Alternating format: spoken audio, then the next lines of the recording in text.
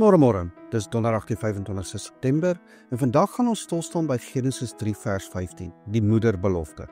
Dis die eerste belofte van verlossing direk na die sondeval. Kom ons lees dit saam. Ek sal vyandskap stel tussen jou en die vrou en tussen jou saad en haar saad. Hy sal jou kop vermorsel en jy sal hom in die hakskeen byt. Dink net hieraan. Tussen al die oordeele oor sonde kom daar 'n belofte. God beloof 'n redder. Hy sê die saad van die vrou sal die slang verslaan. En dis belangrik, want saad word altyd aan die man gekoppel. Maar hier wys dit vooruit na die maagdgeboorte van Jesus Christus. Hy sou volkome mens word, uit 'n vrou gebore, maar sonder 'n aardse vader. En ja, die slang sou hom byt in die hakskeen. Ons sien dit aan die kruis waar Jesus gelei het en gesterf het. Maar dieselfde kruis was waar hy die slang se kop vermorsel het. Die plek van pyn het die plek van oorwinning geword. Kyk ook hoe Satan probeer keer het dat hierdie belofte in vervulling kom. Toe Kain vir Abel doodgemaak het, toe Farao die seuns in Egipte laat doodmaak, selfs toe Herodes die babas in Bethlehem wou vernietig.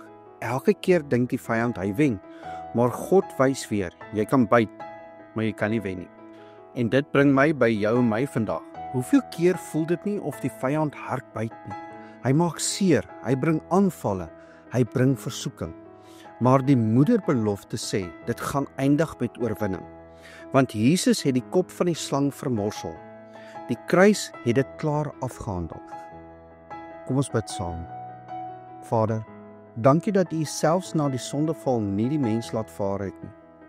Dankie dat U 'n belofte gegee het van 'n verlosser. En dat daardie belofte vervul is in Jesus Christus. Here Jesus, dankie dat U aan die kruis gelei het, maar dat U die slang se kop finaal vermorsel het. Heilige Gees, help ons om te leef in hierdie oorwinning en om nooit bang te wees vir die byt van die vyand nie, want U het dit reeds oorwin. Ons vra al hierdie dinge in Jesus naam. Amen. En onthou, Jesus het klaar oorwin. Die slang kan byt, maar hy kan nie wen nie. Jy is in Christus en sy oorwinning is joune. En onthou, dalk is jy die Bybel wat iemand vandag moet ontmoet. Mag jy vandag stap in die sekerheid dat God se eerste belofte steeds waar is. Jesus is jou oorwinning. Ek hoop jy het 'n geseënde donderdag.